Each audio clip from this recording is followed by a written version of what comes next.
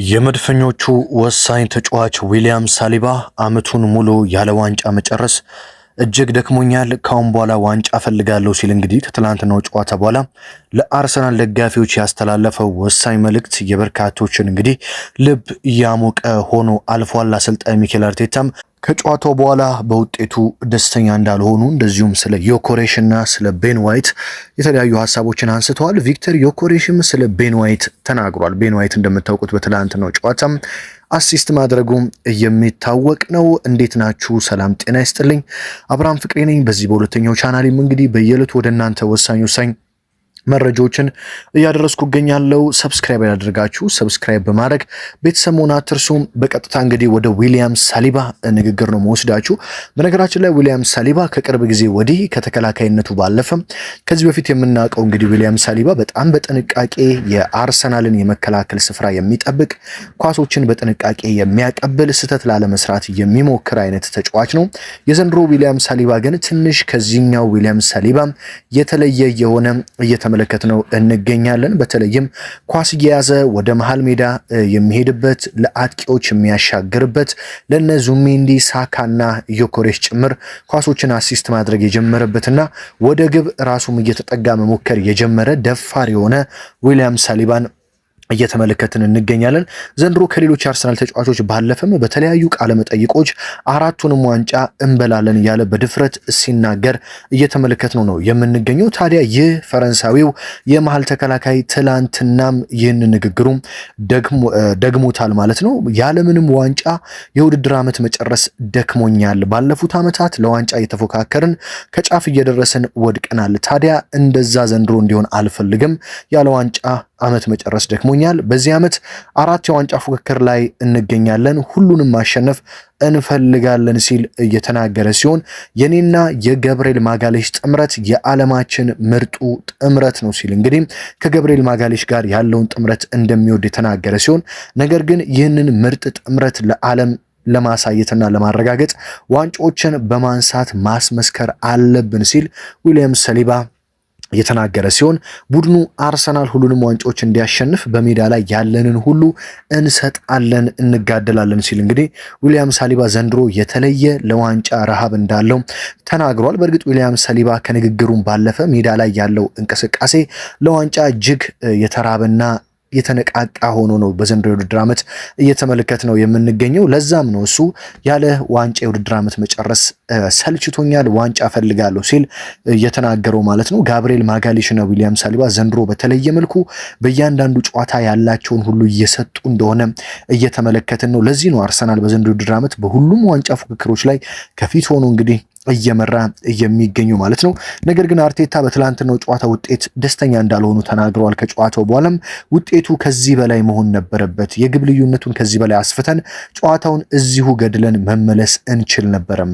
ቡድኔ ከሜዳ ውጪ ባስመዘገበው ውጤት ወይም ደግሞ ድል ደስተኛ ነኝ፣ ነገር ግን ደስተኛ በሆንም ከዚህ የተሻለ ማድረግ እንችል ነበር። በተለይ 3-1 እየመራን ማግባት የምንችልባቸው ምርጥ አጋጣሚዎች ፈጥረን አልተጠቀምንባቸውም። ይህ ደግሞ ለሌላ ጊዜ ዋጋ ያስከፍለናል። ስለዚህ ግቦችን ማስቆጠር መቻል አለብን ሲሉ የተናገሩ ሲሆን ስለ ቪክተር ዮኬሬሽ ተናግረዋል። ቪክተር ዮኬሬሽ ወደ ግብ አስቆጣሪነቱ በመመለሱ ደስተኛ መሆናቸውንና ጥሩ ጨዋታ አድርጓል፣ ለቡድኑ የጨመረው ነገር እጅግ ከፍተኛ ነው፣ አሁንም በዚህ ግብ አስቆጣሪነቱ እንዲቀጥል ልንረዳው እንፈልጋለን። በቪክተር ዮኬሬሽ ሁሌ እምነት አለን፣ ለአርሰናል የጨመረው ነገር የማይታመን ነው ሲሉ እንግዲህ ቪክተር ዮኬሬሽ ከኳስም ጋር ከኳስ ውጪም ለአርሰናል የጨመረው ነገር ትልቅ መሆኑን ግብ ያስቆጥርም ባያስቆጥርም ትልቅ መሆኑን ተናግረዋል ማለት ነው። ቪክተር ዮኬሬሽ ደግሞ ቤን ዋይትን አመስግኖታል። ምክንያቱም ትላንትና እንደምታውቁት ቤን ዋይት ነበረ አሲስት ያደረገለት ለቪክተር ዮኬሬሽ ማለት ነው። ታዲያ እኔ እንደማስበው ቤን ዋይት ይህንን የመጀመሪያ አሲስት አይደለም ሲያደርግ፣ ኳስ ባገኘ ቁጥር አጥቂዎችን ይፈልጋል። ሁሌም ከኔ ጋር ሲጫወት ኳስ ባገኘ ቁጥር እኔን ይፈልገኝ እንደነበር አውቃለሁ። ይህ ደስ የሚል ነገር ነው። እኔ ይህንን ነው የምፈልገው። እኔ ለዚህ ቡድን እንደማስበው ብዙ ነገር ማድረግ እችላለሁ። ዋናው ፍላጎቴ ይህንን ቡድን ማገዝ ነው። ከፈጣሪ ጋር ይሳካልኛል ብዬ አስባለሁ ያለ ሲሆን ዛሬ ከሜዳችን ውጪ ቸልሲን አሸንፈናል። ወደፊት መጓዝ አለብን። አሁንም ገና የመልስ ጨዋታ በሜዳችን ይጠብቀናል። ነገር ግን ከሜዳችን ውጪ ወሳኙን ድል ይዘን ወደ ሜዳችን ተመልሰናል። እርግጠኛ ነኝ ከዚህ የተሻለ በመልሱ ጨዋታ በሜዳችን ጥሩ ብቃት እናሳያለን፣ አሸንፈንም ወደ ዋንጫው እንጓዛለን ሲል እንግዲህ ቪክተር ዮኬሬሽ በቤን ዋይት እጅግ ደስተኛ እንደሆነና ምስጋና ሊሰጠው እንደሚፈልግ ተናግሮ ነገር ግን ገና የመልስ ጨዋታ ስላለ በሜዳችን ደግሞ ከዚህ በላይ ውጤት አስመዝግበን ድል በማድረግ ወደ ዋንጫ መጓዝ አለብን ሲል ተናግሯል። የቼልሲው አዲስ አሰልጣኝ ደግሞ ከኮርና ስላገቡብን አርሰናሎች ተናድጃለሁ ሲል ከጨዋታ በኋላ ተናግሯል። የቼልሲው አዲስ አሰልጣኝ እንግዲህ ሊያም ሮሴኒየር ገና ካሁኑ የጋዜጠኞች መነጋገሪያ መሆን ፈልጓል። በእያንዳንዱ ጨዋታዎች የሚሰጠው አስተያየት አነጋጋሪዎች እየሆኑ ነው። ከጨዋታው በፊት አርሰናሎች የቆመ ኳስ ንጉስ አይደሉም ሲል ተናግሮ ነበረ።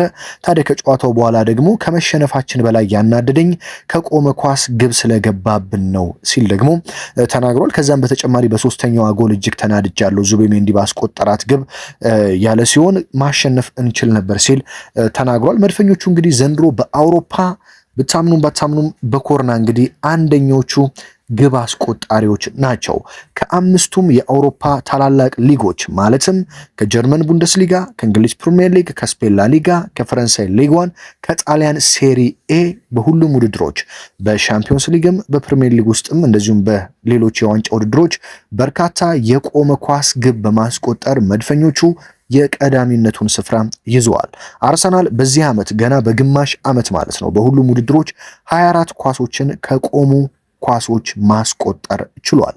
ብዙ የቆመ ኳስ እነማን አስቆጠረ ካላችሁ አንደኛ አርሰናል ነው 24 የቆመ ኳስ፣ ሁለተኛ ቶተንሃም ነው 17 የቆመ ኳስ። በአርሰናልና በቶተንሃም መሃል የሰባት የቆመ ኳስ ልዩነት አለ። ሶስተኛ ቼልሲ በ16 የቆመ ኳስ ሲሆን ባየር ሙኒክ አራተኛ በ16 የቆመ ኳስ ይከተላል ማለት ነው። ስለዚህ መድፈኞቹ በቆመ ኳስ ዘንድሮ በሻምፒዮንስ ሊጉም በፕሪሚየር ሊጉም በካራባኦ ካፕ በኤፍኤ ካፕ በማስቆጠር እንግዲህ በአምስቱም ታላላቅ የአውሮፓ ሊጎች ቀዳሚነታቸውን ይዘው እየቀጠሉ ይገኛሉ። ለዚህም እንግዲህ የአርሰናል የቆመ ኳስ አሰልጣኝ ኒኮላስ ጆቨር እጅግ ሊመሰገን ይገባዋል። ምክንያቱም ኒኮላስ ጆቨር አርሰናልን ከተቀላቀለ በኋላ በተለይ ባለፈው ዓመትና በዘንድሮው የውድድር ዓመት መድፈኞቹ ኮርና ወይም ደግሞ የቆመ ኳስ ሲያገኙ እጅግ አስፈሪ የሆኑ መጥተዋል ማለት ነው። ተቃራኒ ቡድኖችም አርሰናል የቆመ ኳስ ሲያገኝ ገና ለገና እንግዲህ ገባብን በማለት ድንጋጤ ውስጥ ይገባሉ። ይህም ድንጋጤ ደግሞ በራስ መተማመናቸውን እያሳጣቸው ወደ ግብነት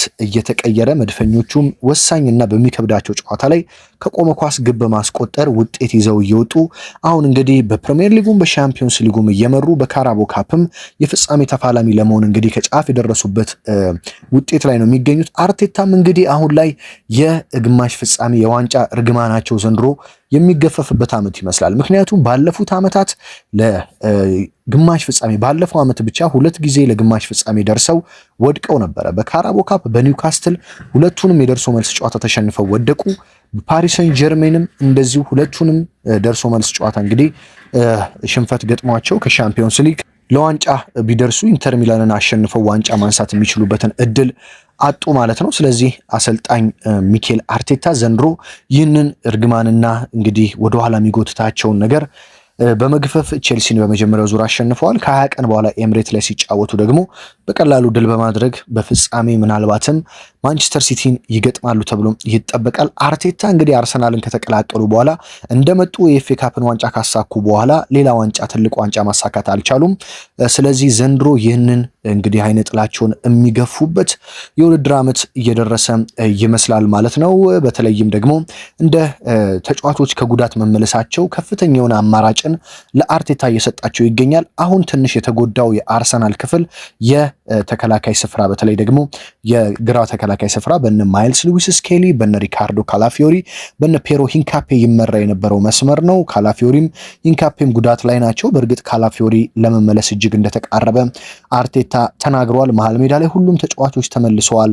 ፊት ለፊት ላይ ሁሉም ተጫዋቾች ሃቨርትስ፣ ጄሱስ እና ሌሎች ተጫዋቾች በሙሉ ተመልሰዋል። ስለዚህ አሁን ካላፊዮሪና ሂንካፔ በተለይ ሲመለሱ በተለይ ደግሞ ሪካርዶ ካላፊዮሪ ሲመለስ አርሰናል ለቀጣይ የውድድር ዓመት ሙሉ የቡድን ስብስቡን ያገኛል ተብሎ ይጠበቃል። በተለይ ካሁን በኋላ ያለው የውድድር ዓመት በጣም ወሳኝ የውድድር ዓመት ነው። እያንዳንዱን ጨዋታ ማሸነፍ ያለባችሁ፣ እያንዳንዱን ጨዋታ በምርጡ አቋማችሁ ላይ መገኘት ያለባችሁ ጊዜ ላይ ነው የምንገኘው። ምክንያቱም ለዋንጫ እየቀረብን ነው። የውድድር ዓመቱ ወደ እንግዲህ ለመጠናቀቅ እየተቃረበ ነው። ግማሹን አልፈናል። ስለዚህ እያንዳንዱን የዋንጫ ጨዋታዎች ለማሸነፍ ሻምፒዮንስ ሊግም አሁን ከሁለት ጨዋታዎች በኋላ የምድብ ጨዋታዎች ተጠናቀው ወደ ጥሎ ማለፍ ውድድር ይገባል።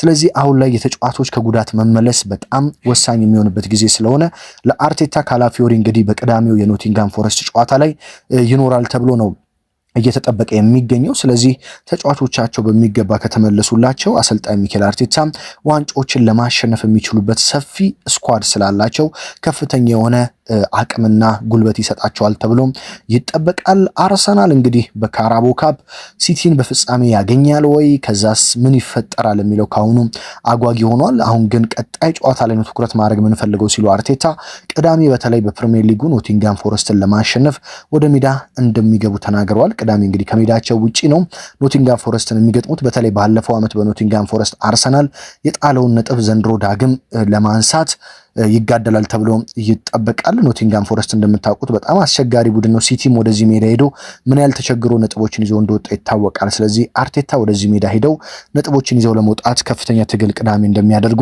ይጠበቃል ማለት ነው።